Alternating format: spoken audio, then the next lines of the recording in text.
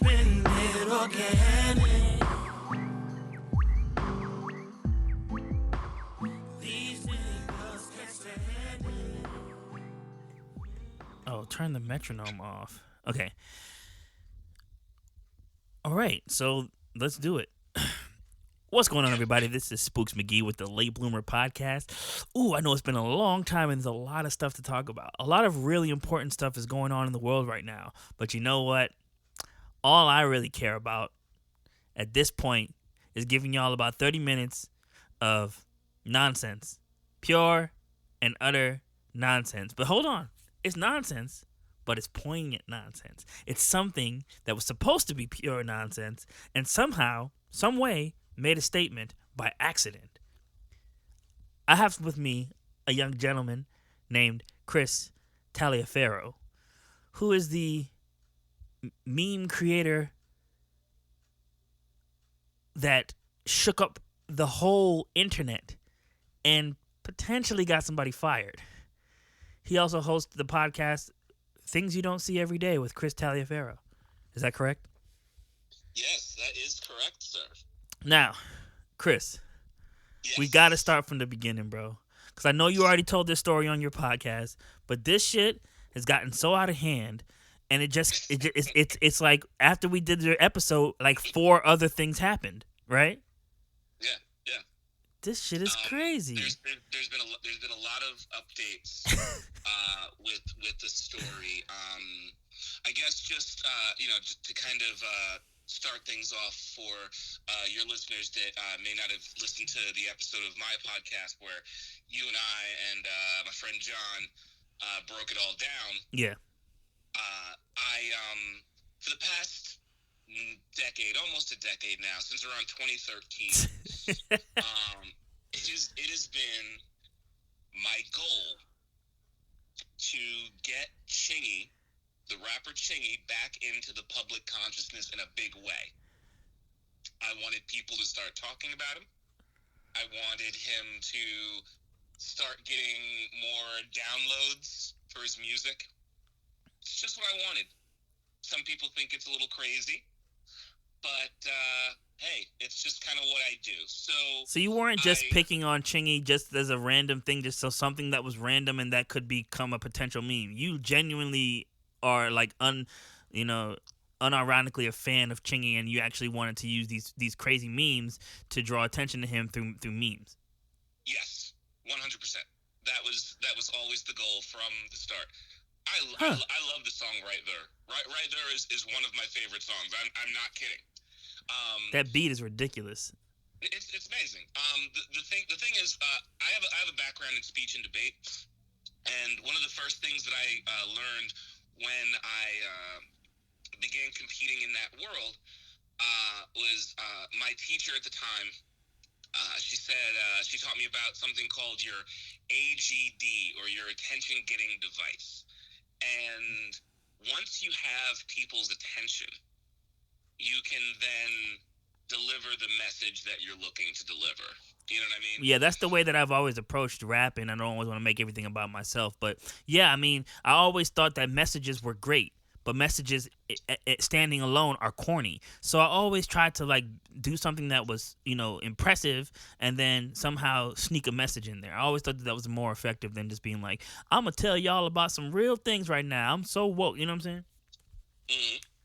So I've made all kinds of memes about Chingy in this regard. I've made memes where he's key to saving the universe. I've made memes where he's dead. You name it. Like I've just done all kinds of things, both kind of good, bad. You name it. Huh. So I really started to ramp up my efforts once I took over the r/Chingy subreddit on Reddit. Right. Once I was able to secure that, because it was a dead sub, there were no posts, and the moderator had a dead account. Once I was able to request it and procure that, I had a place where I could just put all my Chingy memes all at once. So and links to the podcast too. Yeah, right, exactly. So exactly. So I really kind of tripled my output in terms of the memes I was creating. So I was just putting together a bunch of memes, and one of the memes I shared, it didn't, I posted it to the subreddit. Didn't, kind of flew under the radar. Got a couple of upvotes, nothing crazy. Yeah. But then I posted that same meme to take these niggas' art supplies away. Yeah, the Facebook group, stop giving Edwards art supplies. Yeah. Wait, hold on. There's something going on with my microphone. Hold on. Max Headroom. I will take your podcast. Oh my gosh. Why are you almost? That never happened before. It's like you're plugging in and out. Hold on. This is Check it, we check it. will not have podcast anymore. Mic check. Okay, there we go. Yeah, I don't know what that was. It's okay. It's okay. It must have been like a frequency interruption or something, like some digital shit. But go ahead. So you said so you made this meme. You posted it in take these niggas' art supplies away. Yeah. And then it just went crazy. Stop giving these N-words art supplies. Stop giving them art supplies. Yeah. I love that. I love that group. It's one of my favorites. It's hilarious. Yeah. It took off there, but it also took off on my personal page. So in that group, it got something like 400 likes and 500 shares or something, and then on my own personal page, it was like another 300 likes or something like that, and all together, it was like thousands of shares. Ridiculous. That's where it started to get a little out of hand. Yeah. And people were, people I hadn't spoken to in forever were sharing it with me and saying, like, I saw it here, I saw it there. Wow. But then, executive president of Estee Lauder, John Dempsey, ended up seeing it and posting it to his Instagram. So my question is, how did he see this? Because he's probably not following Take These Niggas' Art Supplies Away. Did some, alt-right group share it, thinking it was like, look at these niggas? Like, how the hell did it come across his? By the time he shared it, it had been floating around for a few days at that point. Yeah, I saw people ripping it off of Facebook and sharing it on their own page like it was their shit. Oh yeah. Oh, there was tons of that. Like, I mean, everybody removed my watermark. Wow. The internet's the wild, wild west, man. Like this. Yeah, the internet's good. I can only do so much. It's all good. But yeah. So it got to the point where when I was scrolling down Twitter, I was seeing it posted from outlets that I would never think would post something like that. Yeah. I saw. I forget which. Somebody from their ESPN said something about it. Right? What? So it was it was going all over the place. So I think what happened was he just discovered it organically, because by the time he found it, it was probably shared like 1 million times at least. Crazy. So, crazy. I wish that there was a way we can you can monetize off of that. Not we, you. well, I mean, you are kind of sort of monetizing off of it. Your podcast is getting a little more shine. No, I mean, and I'm working on it. No, I'm just very happy with kind of the way it turned out. But, Yeah, it's great. It's great. It was on Donkey of the Day right after we posted the podcast. Yeah, no, that was amazing. Another update is that as of the recording of my podcast episode about it, he had only been suspended. He has been indeed fired. Honestly, look, that's a little bit much. Like, I think that might be a bit extreme. You don't think so? No, well, here's my take, and this is, I'm just gonna reiterate my take from the other. Well, before we go into that, I want to make it clear that his meme made it into the hands of the president of Estee Lauder, right? Mm-hmm. Jack Dempsey, is that his name? Dempsey. John Dempsey. In the middle. Okay, I kept spelling it wrong when I first right. Found out about this. There's a boxer and a fish, right? That's named after the boxer. Right, exactly. That's what comes to mind. Okay, so John Dempsey posted the meme, got suspended, posted an apology. He wasn't fired, though. He stepped down. Well, he was informed that he needed to leave. Wow. That they weren't going to they didn't want him back. Okay. So they told him to retire. So Wow. I feel like at that point you're talking about word semantics. He got fired. Okay. It wasn't his choice. He's no longer working at Estee Lauder. Wait. It's doing it again. Hold on. Okay, around this point there was some kind of Check. What the fuck technological on, interference. Maybe the aliens were trying to tell us to stop messing with Dempsey. I don't know. But you can hear technical issues. Chris and myself giving you some adequate hold music right there. until something cleared up. Let's see. Is it gonna do it? Okay, we're good. There we go. Right there.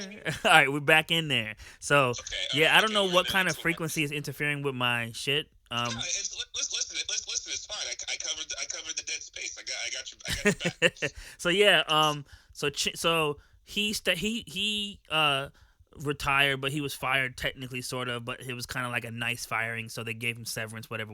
He's basically he's good. He's good, right?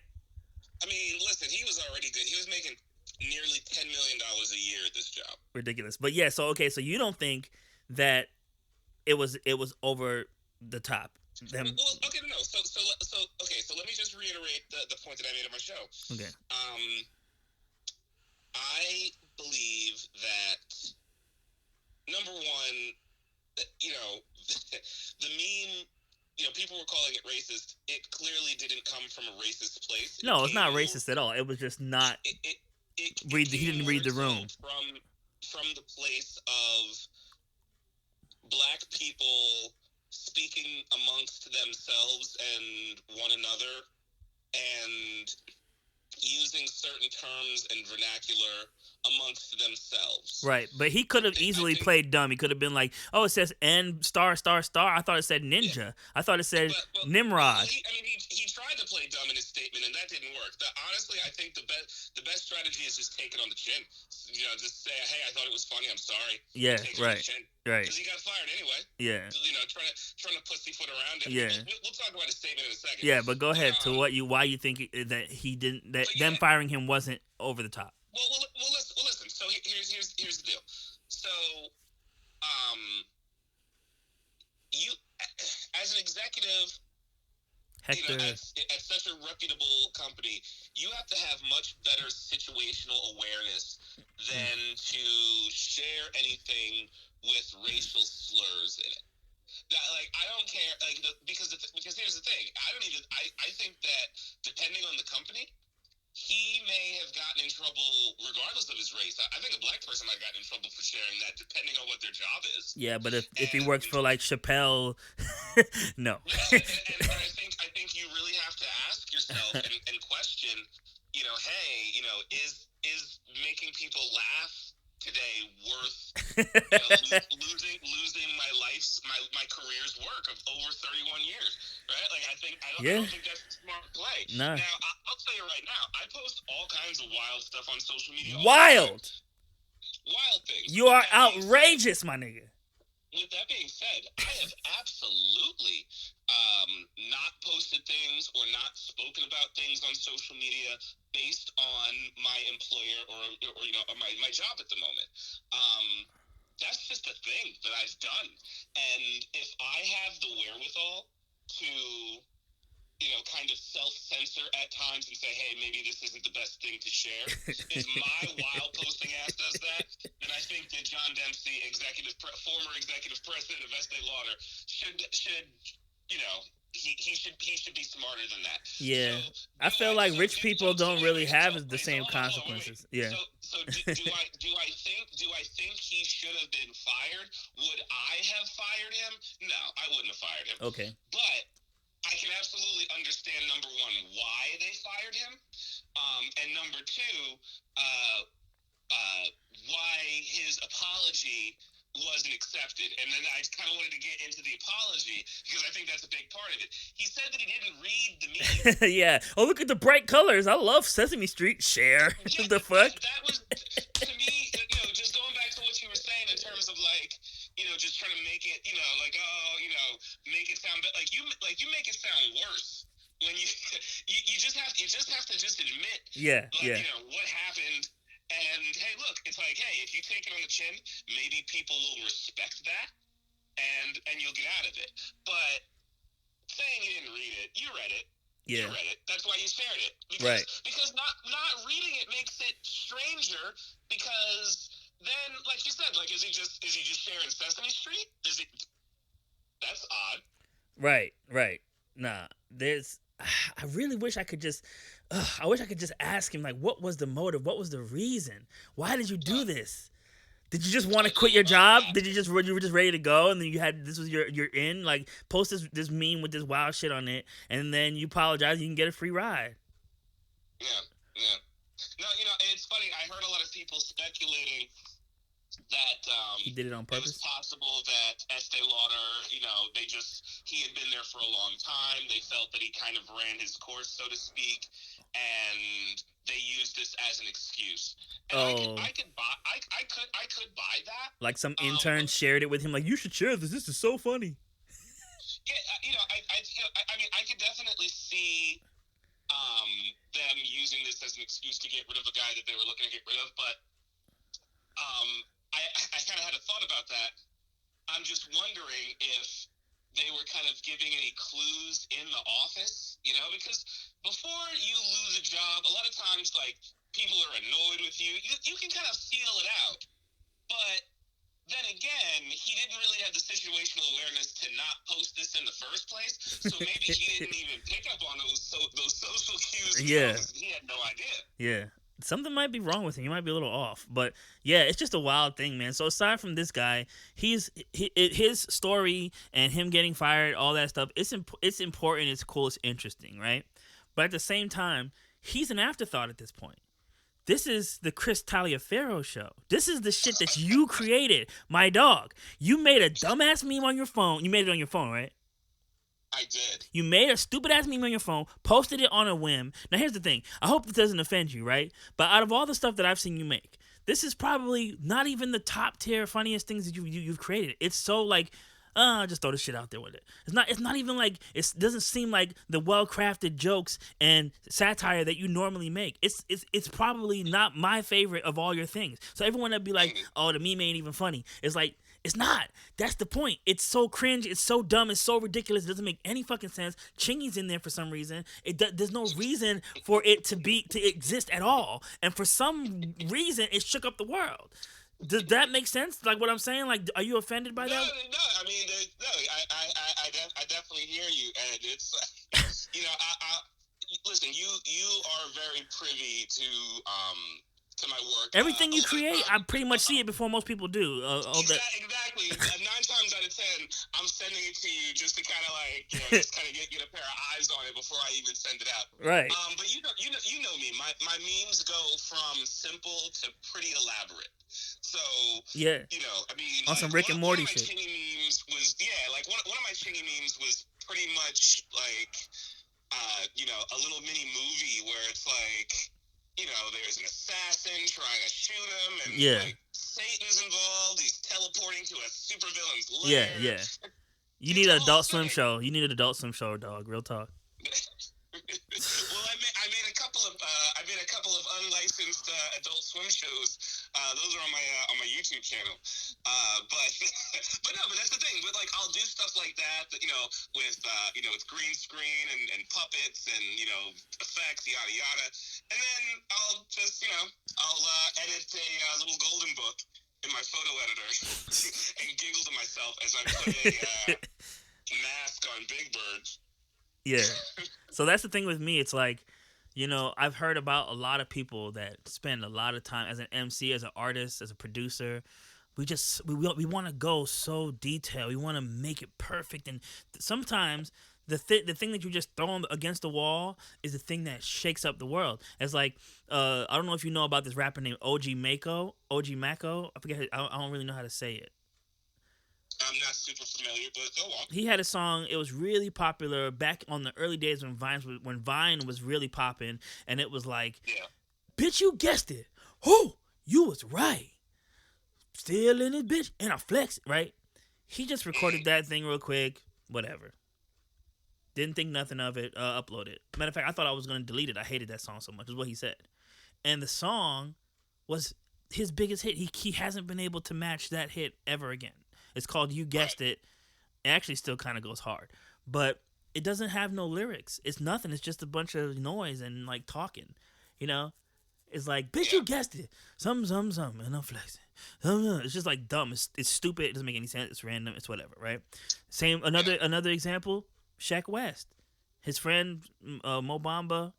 He's like, you know, a basketball player. He says, "Can you make a song about me?" He just said, "Whatever, I'll do a song." He does the song. It's freaking massive. It's a huge, super mega hit, and he's never gonna be able to match it. But he probably has albums worth of material that he probably thinks is way better. You know, Waka Flocka Flame is a great rapper, but Hard in the Paint and all that shit where he's screaming "Bop Bop Bridge" is the shit that really takes off. And I feel like we think too hard when it comes to creating art. I don't want to make this too like, oh, it's so like. No. I'm glad to have the conversation because as you're saying this, I do have some thought. I want to let you finish your thought. Yeah. Before I continue, okay. Yeah. I tend to overthink about things, especially in the art field, and memes are an art form. It's like when it comes to art, sometimes you just have to be. You just have to do something. Like just create. Like stop worrying about what people think about it, because it's gonna do what it does. You know. Mm-hmm. What I really want to say in regards to creatives, artists,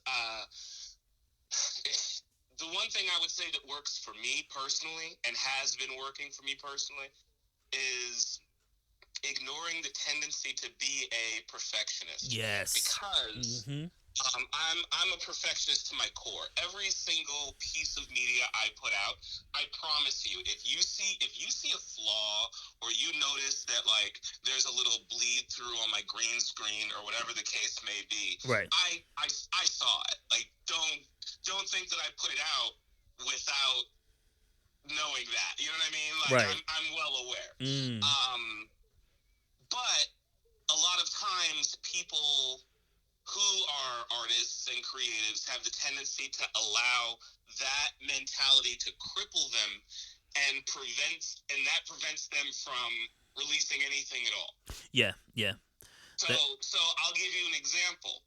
When I made that, as silly as this may be, when I made that meme, if you go and look at it, Big Bird doesn't have the mask looping onto his ears because does Big Bird have fucking ears? No, it's just a loop floating in midair. Yeah, right. So that bothered the shit out of me, even though nobody, who cares? Nobody cares. Who cares? Yeah. Nobody cares. Yeah. But so you can oftentimes, when you create, you can kind of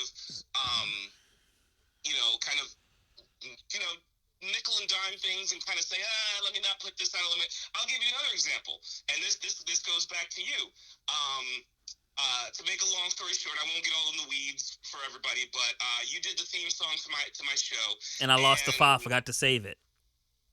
Yeah, so you forgot to save it. So I'm gonna redo that for you again, man, with a better quality. I promise. Well, listen. This is where I'm going with it. Okay. I personally think the rough. Now, if you want to do another one, I'm not going to stop you. Okay. I also want to do those little bumpers and stuff like little shit yeah. But with that being said, I think that there's a good quality to the roughness of the cut that I ended up using, and it's the lead into my show every episode. So, yo, I appreciate that. You know I just thought that you were gonna take the Glorious and Cade part and all that shit and just throw it on the end of the show, but you put it on the beginning every time. See, little shit like that bothers me. I would just fade off and just when you start saying these are some things you see every day, and you start, hey, what's going on? This is Chris Taliaferro. That's when I feel like you would come in. But for you, it's like, fuck you, Kermit, Glorious and Cade, I love you, baby. Like, you leave all that shit in there for what? I left it all in. Do you know why? Why? See, it was a deliberate choice. It's because you want people to know what they're potentially in for from the start. Okay. So, yeah. I said You eat know, my dick. I'm if saying all kinds of wild if shit. somebody's Yeah. like, eat my dick, and Kermit, you're cool, fuck this guy, whatever. Yeah. It's like, okay, this is, I don't know what's going on, and I don't know what, like, I feel like it really encompasses the theme of the show, which is things you don't see every day. Yeah. So it's like, for someone that doesn't know of the puppet characters I use and all that, they're like, who the fuck is Mike Cheddar? Who is Gloria C. Kincaid? What is he even talking about? Right. What is this? Yeah, I got the joke almost immediately. All the inside jokes, I caught all them shits. Yeah. So, but that's kind of the thing. It's like each episode is supposed to be something you're like, what? Oh, and then as time goes on, you'll introduce Mike Cheddar and all these guys, and it'll start making sense. Well, Mike Cheddar's actually in an episode. He's actually in one of the most popular episodes I did. Nice. You gotta go back and check that one out. It's actually pretty funny. Okay.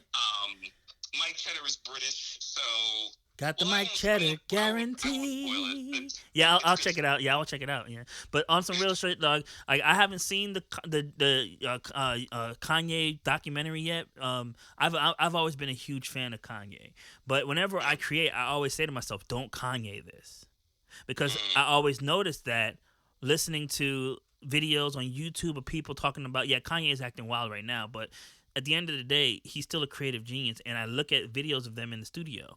I looked at when he was doing Harder, Better, Faster, Stronger, and he got Timbaland in to come and do the drums over. And it's like, dude, Timbaland's there, like the drums are fine, And it's like, I have that. I don't know what it's called, hyper focus, OCD. I don't have OCD, but when I'm in the creative space, I have this hyper focus. But everything else in my life is all over the place. I can't keep my laundry in order. I can't, right. forget to brush my teeth. Stupid shit. When you're creating, you're creating. No, listen. I feel very similarly. When I feel like I have a strong idea, I can knock a video out in 20 minutes. Yeah. You know what I mean? Like, exactly. It's just like bing, bang, boom. Or if I really feel like I have a strong, podcast topic, I can just I can put out an episode immediately. The one thing I'll say is,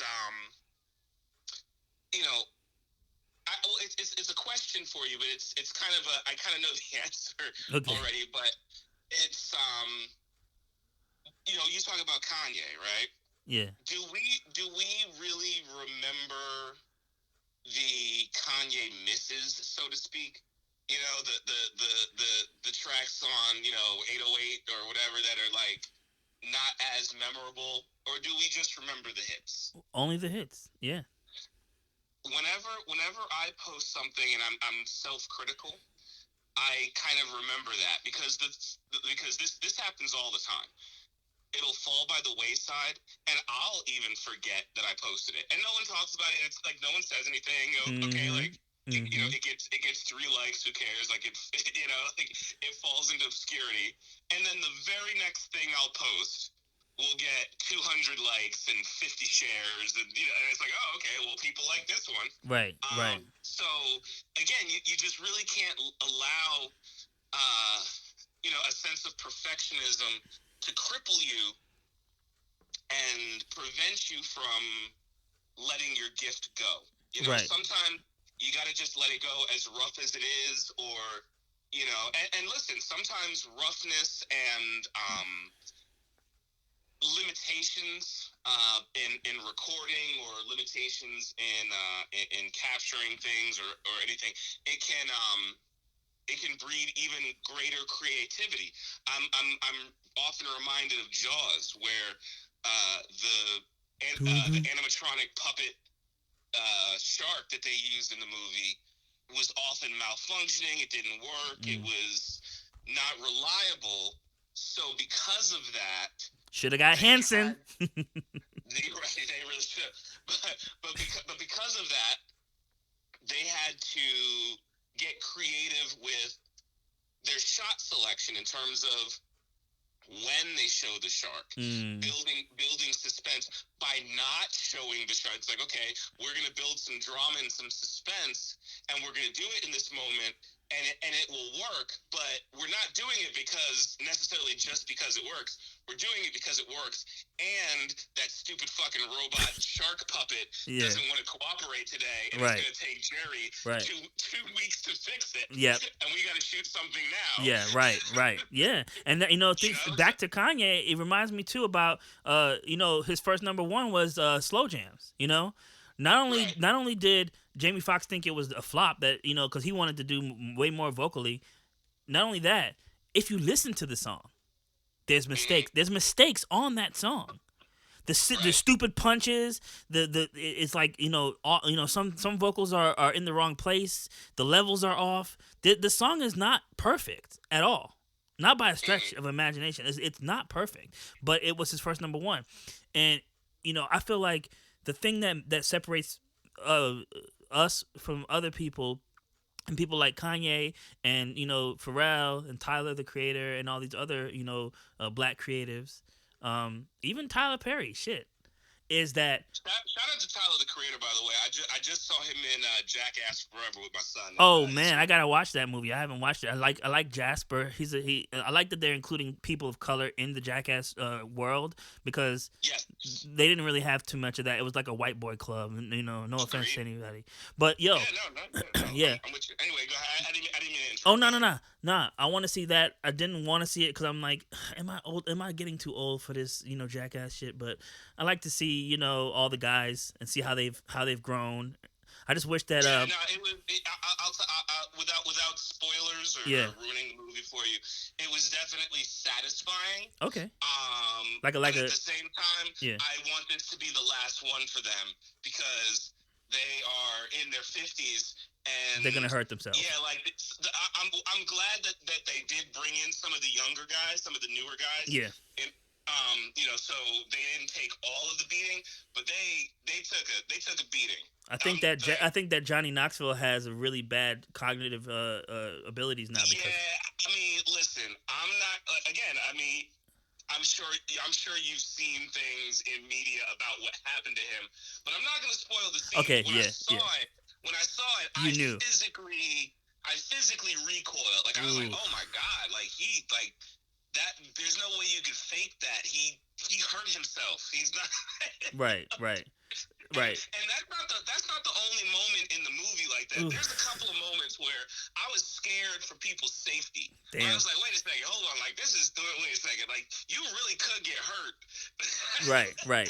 Well, I'm the tangent master, so I'm really good at remembering where we left off, which was pretty much this. Oh, look at you. I'm ready. Go for it. When it comes to people like Kanye, Tyler. Okay, no, you did it. You the needle. I respect it.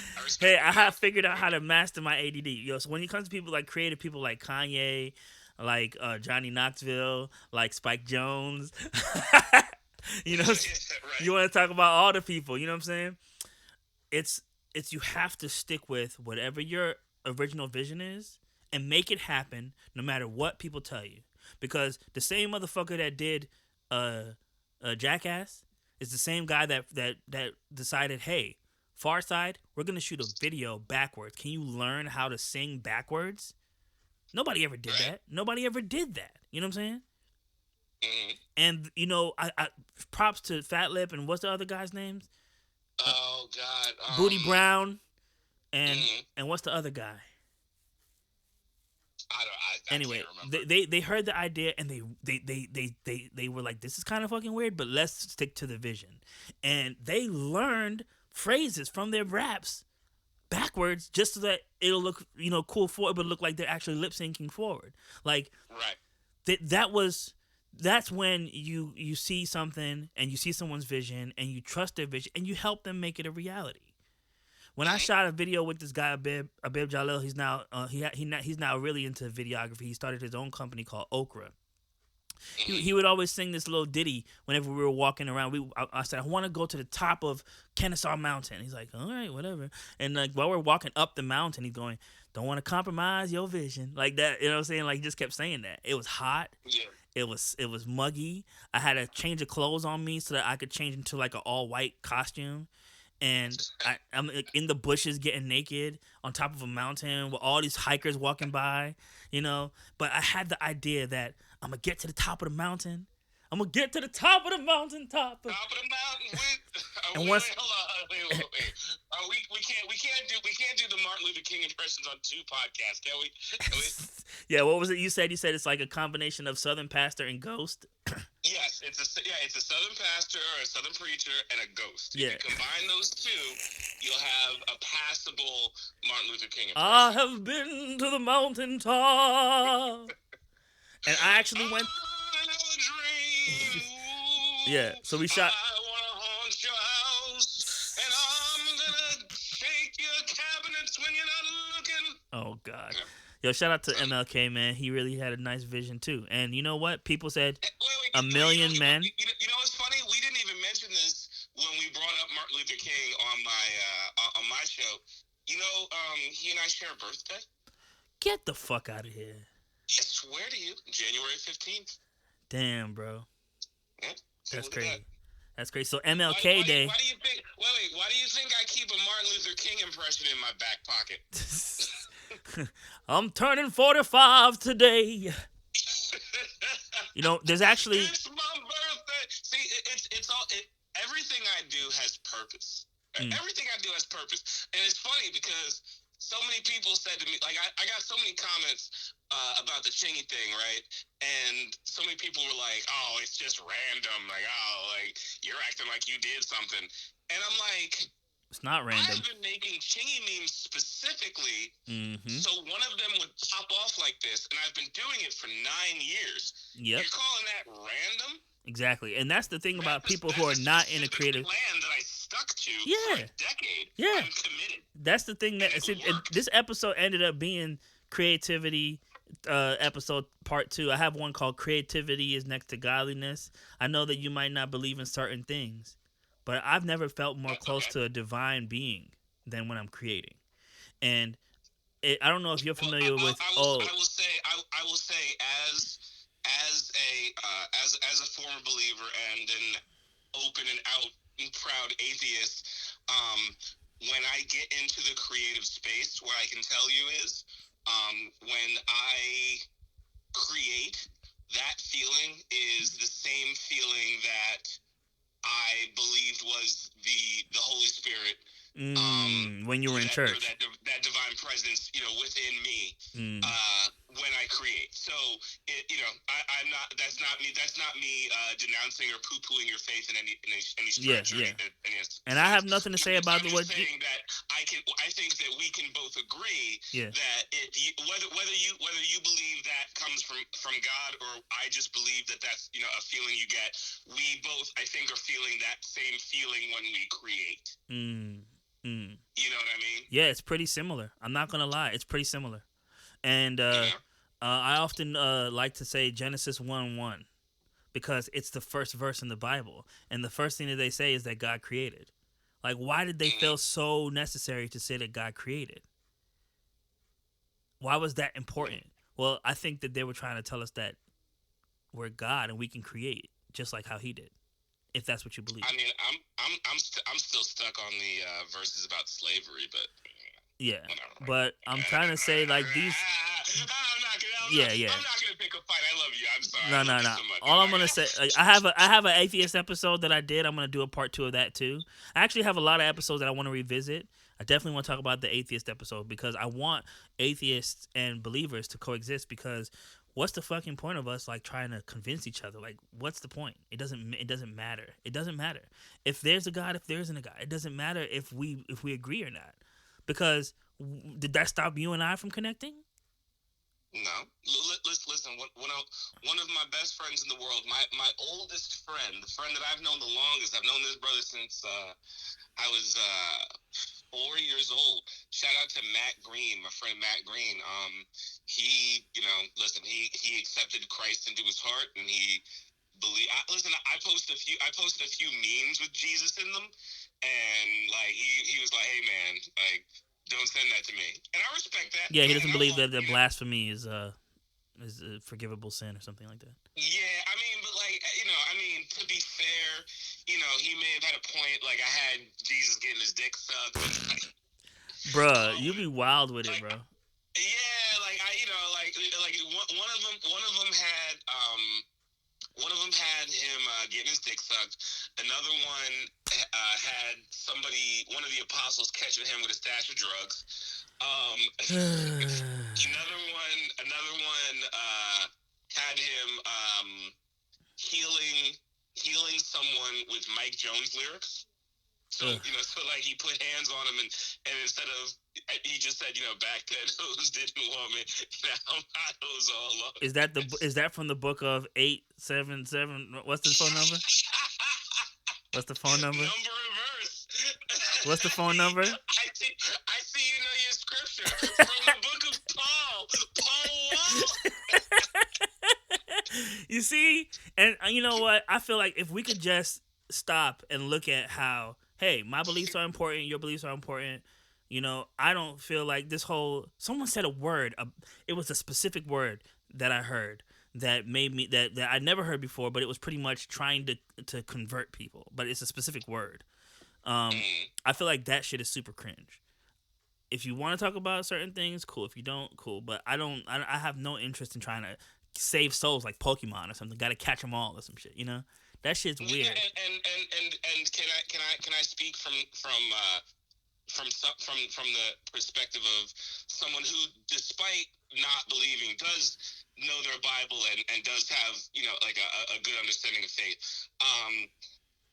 A lot of people who do the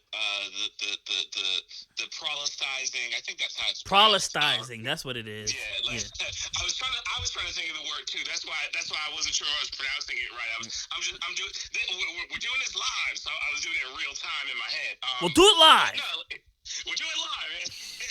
But no, when you do that, a lot of Christians I've seen do it wrong because you have to. I mean, I'm not going to quote scripture for people right now, but the Bible specifically is clear about letting the words speak for themselves and letting that truth just be known. Like, you're not supposed to kind of sweeten it or whatever. Or deceive people, like give them a fake dollar bill and it has a scripture on the end of it. The $1 million question. That shit. What I mean is, like, there's like, okay, I'll give you an example. Okay. There's rules that outline slavery in the Bible and like what to do with your slaves. So a lot of times, people interpret the Bible and try to preach the word to non-believers by suggesting that the slavery was something like indentured servitude, or like kind of downplaying what slavery really is. Yeah. Which is like owning another person. And my thing is, if you are supposed to preach the word as it is, and you're not supposed to kind of put your own little spin on it, and you're supposed to let God's word speak for itself, then let God's word speak for itself. And if somebody reads that passage about slavery and they decide to reject God, then if there's a God, then guess what? They'll deal with that on Judgment Day. But it's not within man's hands. Yeah. To try and manipulate it to make it seem not as bad. Yeah. Well, I will say this. And I feel a lot of Christians do that, and I think that's the wrong approach, because to me, like, if you want to make the argument that God has a divine plan that we can't understand, then you would have to, at that point, accept that he having rules and regulations for slavery makes sense in heaven somehow. And maybe we don't understand. Right. I'd rather hear people preach from that position than try to like do it the other way around and be like, no, he's not saying slavery. It's like, light slavery. Like, it's like, it's like, nah. It's like, right. Well, I'm gonna tell you what, and I'm not gonna get in. Nah, you're good. Now you're good. I'm not gonna get too much into this. I was the one that was trying to make. I was the one that was like, I got some stuff to do, because I really do. I'm really busy with this chingy thing, believe it or not. But I'm the one making this go long because I'm going off Yeah, no, but I will say this. I will say this. Apologize. No, you good. You good. I will say this about that particular thing, about those all those things, is that just like how there's people that are like, oh, critical race theory is a bad thing. You shouldn't keep it in schools. You shouldn't teach people to hate each other. I felt okay. I don't know if you're familiar, but the origin of the 66 books that we know today is just a collection of a bunch of ancient script that a council of pretty ungodly men, worldly men, decided would be good for society to hear. So I feel like a lot of the scriptures and things are not. I just want to let you know. Mm-hmm. Before I became an atheist, I was a devout Christian. I was raised Roman Catholic. Sorry to hear that. My mother was Roman. My mother was Roman Catholic. Super fucking weird. But my father was Baptist, so I went to both churches and kind of got both flavors. I've read the Bible cover to cover. So he got the and he got the and God something to think. I was actually in honors theology class in my Catholic high school. Right, so you already know what I'm talking about as far as the Council of Nicaea, as far as the 66 books not being law and all that stuff. That's what I was gonna say. Like they're a thing because you're talking about what is chosen in the Bible, and let me tell you, like some of my favorite passages of the Bible are in Tobit and Judith. And you know what I mean? They didn't even make it. They didn't even make the cut. They didn't make the cut, and they're like, and especially Judith. Like Judith pisses me off because they're like this was too late after the fact, and I'm like, all of the Gospels are anonymous, and they were all like years after the fact. Yeah. So why would any of them count? Like if you're saying Judith doesn't count, there's no reason that Matthew, Mark, Luke, or John should even count. Yeah. And that to me that's weird logic. So like. The first, like when I really started getting into the Bible and dissecting it, that was the first thing I did, which was try and seek out. And I'm old, I'm so like when I'm talking about seeking out, like I went to the library and was like, I'm looking for the Book of Judith. I'm looking for Tobit. Damn. That's crazy. Yeah, but that's dope, man, and that's where I'm trying to get to later on in my life. But right now, I gotta figure out how to get some money. You know what I'm saying? I'm broke as fuck. Okay, anyway, so oh my God. But real talk. I'm still trying to get money, despite this chingy thing. I'm aggressively poor, so if you can send anybody my way, yo, real talk. Send more podcast listens, the better. Yo, please. It really helps my pocket. Yeah, I'm gonna put the link to the podcast for sure. But I'm gonna say one more thing about Christianity. Okay, so I might not believe in every single book as far as like every single thing is like that's written in there is like law and it's the word of God. It's infallible. It's the perfect book that came down from heaven. Quoting Pure Comp because he said that he's like that's not what it is. But I will say one thing: the idea of what it was. You talking about poor? You talking about wealth? You talking about access? You talking about Dempsey versus us? We're talking about the people, the priests that were doing all this elaborate showmanship, right? And Jesus came by and was like, look, God is only one call away. I like the way you did that right there. And he said, "Ching-a-lang, ching-ching-a-lang." And he said, when the woman with the issue of blood came by, he touched her and said, "I'm gonna change your blood right there." I'm sorry. I'm gonna tell you, that was a long road to get to that joke. Hey, but I'm glad I took the journey, bro. That's creativity in a nutshell. I'm glad I took the road trip to get to the destination of that joke. Yo, I have a special skill. It tickled my soul. Yo, I appreciate you. Hey, no problem, brother. Hey, thanks for coming by Real Talk, and tell everybody where we can find you because we gotta come back. We gotta do another hour episode because we just did one.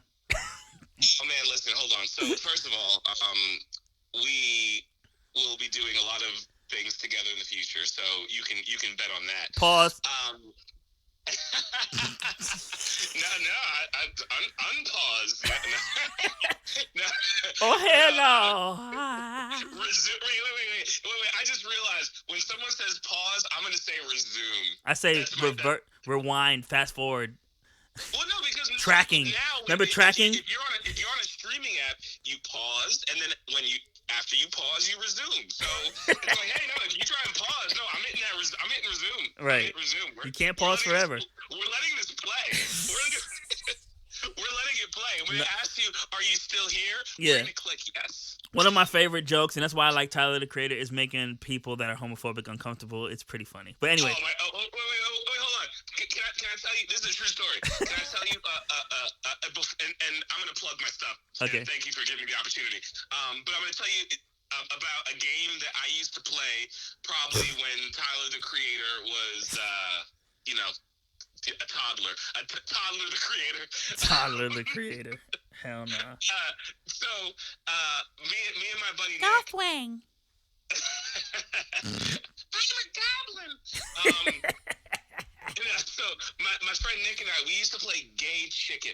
Right? Oh Lord so Jesus. It would just be like, like who could do the gayest thing before the other one was like, hey, can you fucking stop? Like, can you just, not, so, for example, I'd lean into him and, breathe on his neck a little bit and, maybe, start to seem like I'm about to nibble his ear. And it would be up to him, and that's why it's gay. It's like playing a game of chicken. It's like he has to flinch. So, I'm gonna push it to the limit until he... Listen, if your homie is for real gay, that shit will backfire, bro. That shit will backfire. But that was the thing. That was what made it funny because we're both really aggressively straight. So sometimes it would get to that point where he's like, nah, suck on my earlobe, do it. If you're gay, go for it. Good Lord. Yeah, I'm not gonna lie. There was a lot of. We're not on the white boy shit where it was super frat type stuff, but there was a little, smacking your booties and trying to make people uncomfortable. Listen, that shit happened for sure. We were kind of on our white boy shit. But statistically speaking, a lot of stuff I did in high school and college was definitely on my white boy shit because I had a lot of crazy white friends. Right, but statistically speaking, if you have a crew, at least 2 or 3 of them end up being gay anyway, and then it's now it's super awkward. You can't even talk about that shit. It's oh, we were doing that shit, and you actually felt a type of way. It's super strange. You know what I'm saying? Listen, I'm gonna tell you right now. Every clique of friends I've had. Yeah. The person in that clique that was gay was always the soldier. Was always the most solid member of the group. So that's what's up. If people are homophobic, it's y'all are missing out because listen, your gay brother and sister, they will make the plans. Yeah. You know what I'm saying? They're gonna make sure everything is smooth. Yeah. I mean, there's a lot of humans out here that are really shitty, and one of the people that helped me the most was a trans person. I'm not even gonna exaggerate. People are so quick to and it's because of religion that messes up all of our potential to love people. It's all about love at the end of the day, man. I don't care that you're atheist. I don't care that you're gay. I don't care that you're straight. I don't care that you believe that you're Muslim. I don't give a fuck, dog. Can you make me laugh? Can you break bread with me?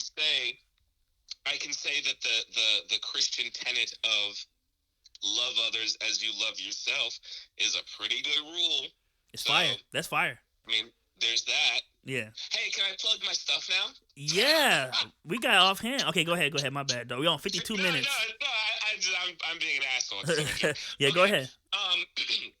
So, my podcast is called Things You Don't See Every Day with Chris Taliaferro. Yeah. It is available on Anchor.fm and Spotify. So if you go to Anchor.fm/Things You Don't See podcast, boom, we're right there. If you just go into Spotify and search for Things You Don't See Every Day with Chris Taliaferro, will pop up. I also have a YouTube channel. You can do the same thing that you do on Spotify. You can just type in Things You Don't See Every Day with Chris Taliaferro. We pop right up.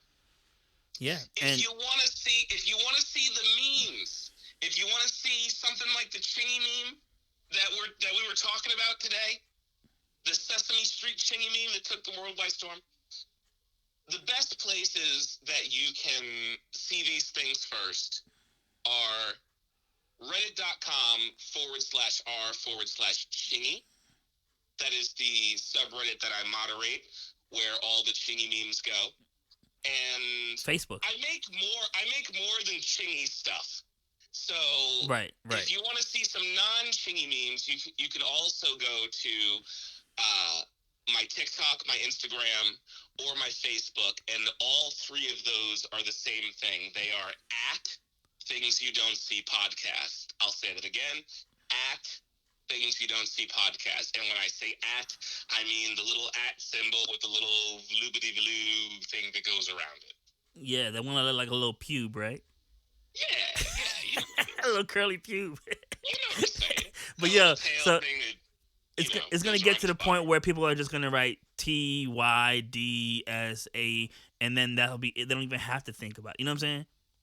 It's coming. Yeah. Listen, I mean, I've Googled myself because I'm a narcissist. It sucks. Yeah, you Google yourself, I'm in therapy dog. Don't you got a about girlfriend or something?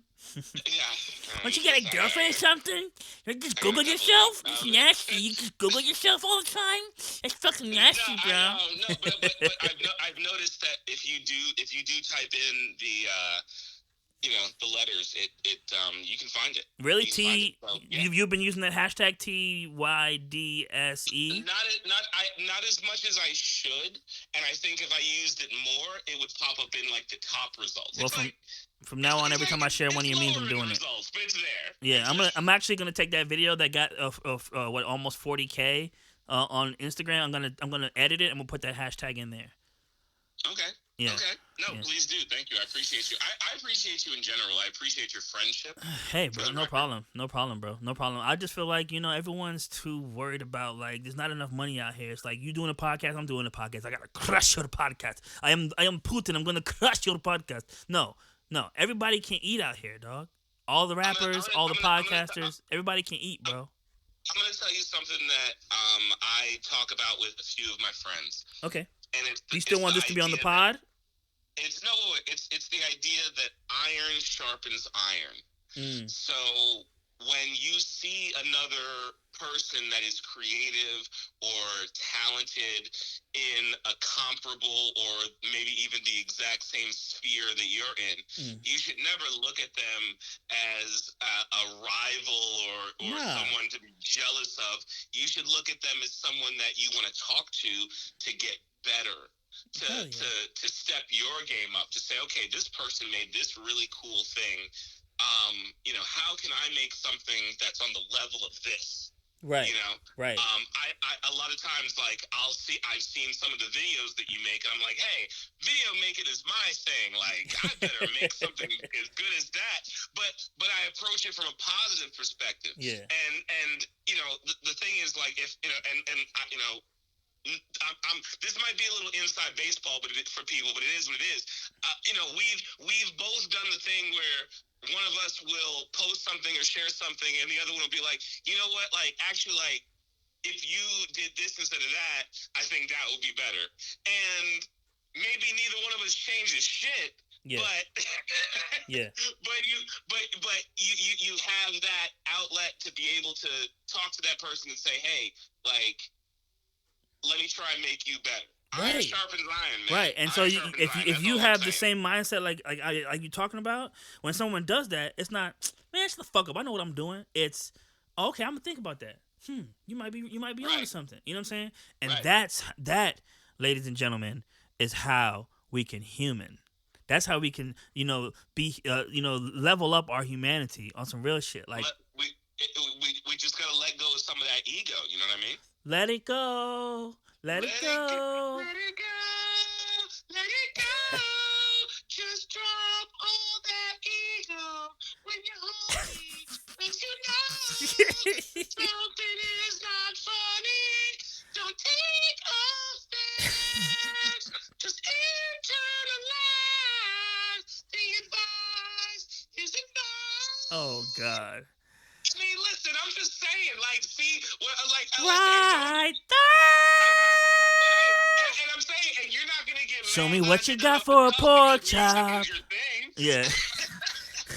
No, he's like, right there, right there. Give me what you got for a pork chop. My call is one call away. Yo, we gotta get off. These people are fucking probably pissed. Yeah, no, I know. 60 I know. minutes.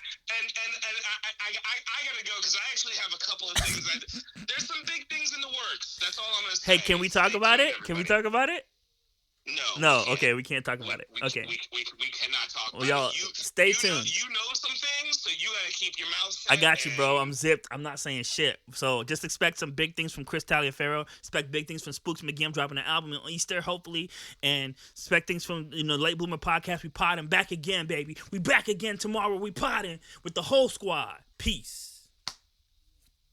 Is that good? Are we done? I think it was great. I mean, are we out? I mean, if we're not out, I'm gonna put this in. I don't care. All right, I'm gonna stop it. I should make every episode at the end super awkward like this, and the theme song.